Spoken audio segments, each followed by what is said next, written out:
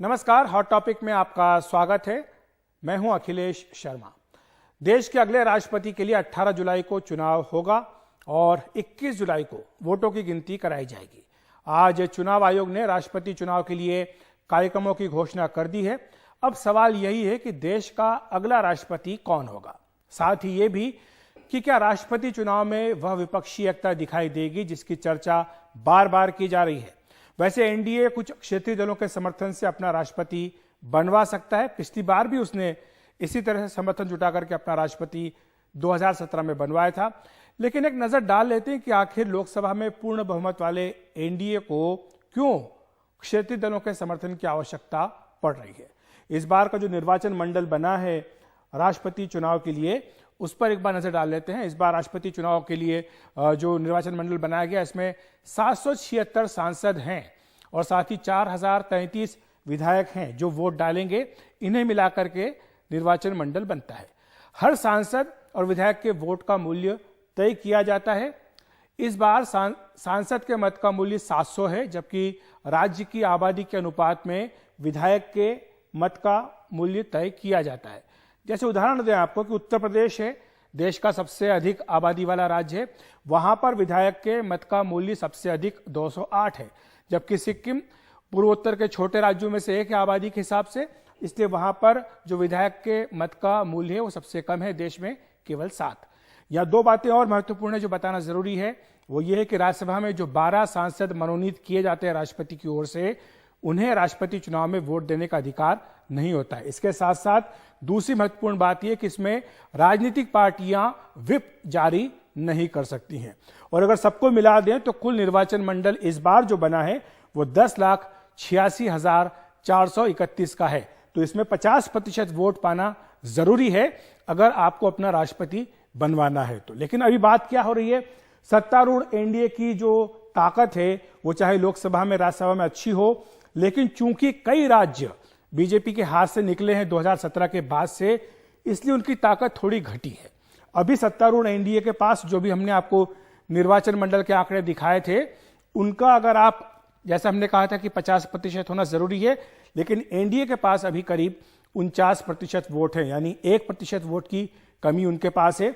और वहीं विपक्षी यूपीए जो है कांग्रेस की अगुवाई वाला, उसके पास 24% वोट हैं, जबकि अन्य दलों की बात करें जो छोटी छोटी पार्टियां हैं, अन्य क्षेत्रीय दल हैं जो कांग्रेस के साथ नहीं है, उनके पास करीब 27% वोट है। तो इसका मतलब यह हुआ कि अगर ये सारी पार्टियां एक हो जाएं तो एनडीए का उम्मीदवार हरवा सकती है। लेकिन राजनीति में ऐसा होता नहीं है कि संख्या बल के आधार पर ये सारी चीजें होती है। कई चीजें होती हैं जो पर्दे के पीछे भी चलती हैं, और इसीलिए जो एनडीए है वो बहुमत से बहुत ही कम दूर है, यानी केवल 1% वोट उसे और चाहिए अपना राष्ट्रपति बनवाने के लिए। और इसमें कुछ बातें महत्वपूर्ण हैं, जिसमें यह है कि एनडीए को बीजेडी यानी बीजू जनता दल और वाईएसआर कांग्रेस के समर्थन की आवश्यकता होगी ही होगी। यानी इन दोनों दलों के समर्थन के बिना एनडीए अपना राष्ट्रपति नहीं बनवा सकता है। और इसके साथ साथ कुछ अन्य छोटे दलों के साथ भी बातचीत चल रही है। अब सवाल ये हो रहा है कि आज हम जब बात कर रहे हैं कि राष्ट्रपति चुनाव का ऐलान हुआ है, तो ऐसे में राष्ट्रपति कौन होगा। आज की तारीख में हम ये कह सकते हैं कम से कम 5 लोग ऐसे हैं जिन्हें पता है कि अगला राष्ट्रपति कौन होने जा रहा है। जाहिर सी बात है कि पीएम मोदी होंगे, गृह मंत्री अमित शाह होंगे, बीजेपी अध्यक्ष जेपी नड्डा होंगे, हो सकता है कि संघ प्रमुख मोहन भागवत को भी इसकी जानकारी हो। लेकिन इनके अलावा कम से कम 3 नाम ऐसे हैं और हैं जिन्हें जानकारी है कि अगला राष्ट्रपति कौन हो सकता है। ये तस्वीर हम आपको एक यहां पर दिखाएंगे। ये 30 मई की तस्वीर है, जब उड़ीसा के मुख्यमंत्री नवीन पटनायक यहां दिल्ली में पीएम नरेंद्र मोदी से मिलने के लिए आए थे। और साथ ही राज्य के जो मुद्दे हैं उन पर तो चर्चा हुई है, राष्ट्रपति चुनाव पर भी चर्चा हुई है। और सूत्र हमें बता रहे हैं कि इस मीटिंग में पीएम मोदी ने नवीन पटनायक का समर्थन मांगा। और यह भी जानकारी मिली है कि नवीन पटनायक को शायद नाम भी बताया गया कि यह नाम है जिस पर हम आपका समर्थन मांग रहे हैं। और जाहिर सी बात है कि ये पटनायक जो है वो छठे व्यक्ति हुए हैं जिनको शायद पता हो कि अगला राष्ट्रपति कौन होगा। इसके साथ एक तस्वीर और भी दिखाएंगे।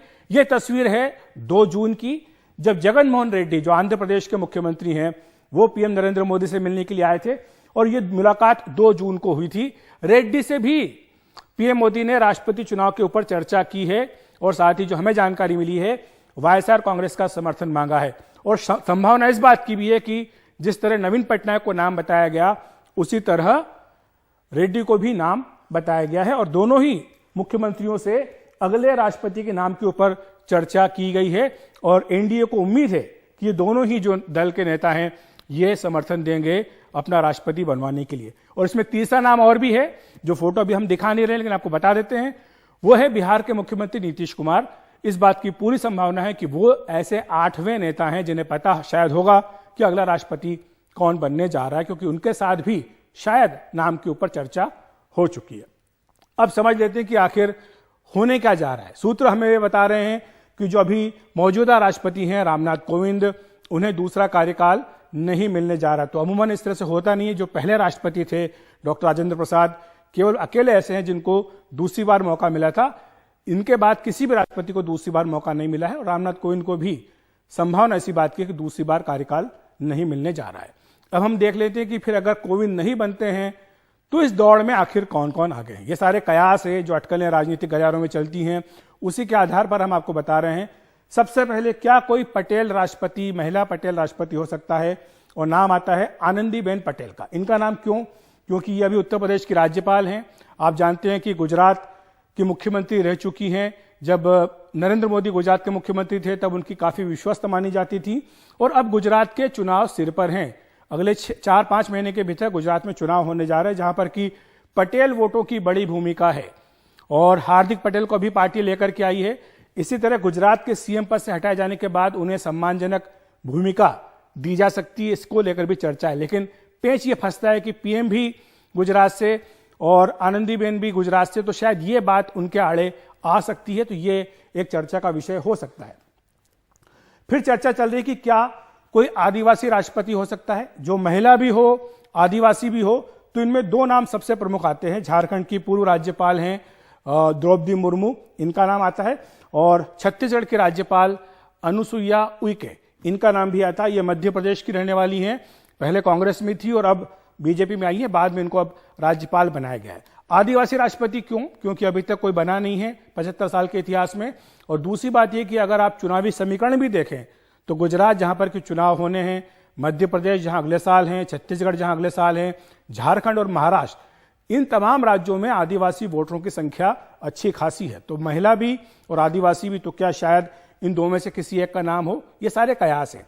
इसके बाद एक कयास और चल रहा है, वो है क्या देश को अल्पसंख्यक राष्ट्रपति एक बार फिर मिल सकता है? और इसमें कैप्टन अमरिंदर सिंह, जो कि कांग्रेस से अभी बीजेपी के साथ जुड़े हैं अलग पार्टी बना करके, आरिफ मोहम्मद खान जो कि इस समय केरल के राज्यपाल हैं, और मुख्तार अब्बास नकवी जो केंद्रीय मंत्रिमंडल में है लेकिन उन्हें ना तो राज्यसभा में अब जगह दी गई है ना ही लोकसभा का उपचुनाव लड़वाया गया है। तो जो देश में माहौल है उसके चलते एक संदेश देने के लिए शायद बीजेपी सोचे कि अल्पसंख्यक राष्ट्रपति हो, ताकि न केवल देश में बल्कि अंतर्राष्ट्रीय बिरादरी को भी संदेश दिया जा सकता है। इसके अलावा कोई अन्य नाम, कई सारे नाम हैं जिन पर चर्चाएं लगातार चल रही हैं। आप उपराष्ट्रपति वेंकैया नायडू को कैसे भूल सकते हैं, क्योंकि अमूमन ये होता है कि 2 उपराष्ट्रपति को छोड़ के तीसरा जो उपराष्ट्रपति होता है वो राष्ट्रपति बनता है। एक तरीके की सीक्वेंस हमारे देश में चलती है और संयोग ये कि इनसे पहले जो 2 उपराष्ट्रपति थे वो राष्ट्रपति नहीं बने हैं। तो क्या तीसरे जो उपराष्ट्रपति हैं वेंकैया नायडू, इनका राष्ट्रपति बनने का चांस होगा? ये सबकी नजर इस पर रहेगी। कर्नाटक के राज्यपाल थावरचंद गहलोत राज्यसभा में नेता थे और 2017 में राष्ट्रपति बनने के प्रबल दावेदार थे, लेकिन कुछ कारणों के चलते इनका नाम आखिरी वक्त पर कटा था। क्या एक बार फिर से उन्हें मौका मिल सकता है? और तेलंगाना की राज्यपाल हैं टी सुंदरराजन, जो कि तमिलनाडु से आती हैं। दक्षिण भारतीय राज्यों को संदेश देने के लिए क्या इनका नाम भी हो सकता है? और अब अगर हम बात करें विपक्ष की, तो एक बार को छोड़ के अभी तक ऐसा कभी हुआ नहीं है कि राष्ट्रपति का चुनाव जो है वो सर्वसम्मति से हुआ हो। विपक्ष हमेशा ही टक्कर देता है, चाहे वो सांकेतिक टक्कर क्यों ना हो। तो इसलिए विपक्ष निश्चित तौर पर कोई ना कोई टक्कर अपनी जरूर देने के लिए नाम उतारेगा और इससे लोकसभा चुनाव से पहले विपक्षी एकता को दिखाने का मौका भी मिलेगा। और इसीलिए किसी गैर कांग्रेसी उम्मीदवार के नाम पर सहमति बनने की बात है, क्योंकि कई ऐसी पार्टियां हैं, तृणमूल कांग्रेस है, आम आदमी पार्टी है, जो नहीं चाहती कि वो कांग्रेस के साथ दिखाई दे। तो इसीलिए माना जा रहा है कि कोई गैर कांग्रेसी जो है उम्मीदवार, उसके नाम पर सहमति बन सकती है। आज मुख्य चुनाव आयुक्त ने क्या क्या कहा है राष्ट्रपति चुनाव के कार्यक्रम के बारे में, आइए सुन लेते हैं। Last date for making the nomination would be 29th June, that is Wednesday. Date for scrutiny of nominations would be 30th June, that is Thursday. Last date for withdrawal of candidature would be Saturday, that is 2nd of July 2022. And date on which a poll shall, if necessary, be taken is 18th of July 2022. That happens to be Monday. Thereafter, we collect all the ballot boxes and bring it back to Delhi. And date on which counting, if required, shall be taken and result declared, that would be 21/7/2022. Well in advance, then the 24th of July, the last date of the Honorable President being in the office. अब बात कर लेते हैं राज्यसभा चुनाव के लिए चल रही रस्साकशी की। 4 राज्यों में 16 सीटों के लिए कल सुबह 9 बजे से मतदान होगा, जो शाम 4 बजे तक चलेगा। 5 बजे से वोटों की गिनती शुरू की जाएगी। महाराष्ट्र, कर्नाटक, राजस्थान और हरियाणा में यह मुकाबला चल रहा है। जहां रायपुर गए हरियाणा के कांग्रेस विधायक वापस आ गए हैं, वहीं महाराष्ट्र में सत्तारूढ़ महाविकास अघाड़ी को तब झटका लगा जब मुंबई की स्पेशल पीएमएलए कोर्ट ने महाराष्ट्र सरकार के मंत्रियों नवाब मलिक और पूर्व राज्य मंत्री अनिल देशमुख के उस आवेदन को खारिज कर दिया जिसमें उन्हें कल राज्यसभा में मतदान करने की अनुमति मांगी गई थी। राज्यसभा चुनाव में राजनीतिक दलों के लिए एक एक वोट कीमती माना जाता है। इसके लिए खूब रस्साकशी चल रही है। एनसीपी के विधायक अनिल देशमुख और नवाब मलिक इस समय जेल में हैं। अनिल देशमुख और नवाब मलिक ने राज्यसभा चुनाव में मतदान के लिए कोर्ट में याचिका दाखिल की थी। महाराष्ट्र में कल राज्यसभा में 6 सीटों पर मतदान होना है। बीजेपी ने पहले ही शिवसेना के खिलाफ अपना तीसरा उम्मीदवार उतारकर महाविकास अघाड़ी गठबंधन की मुश्किलों को बढ़ा दिया था। कोर्ट के फैसले ने रही सही कसर पूरी कर दी। अब इस फैसले को हाईकोर्ट में चुनौती दी गई है।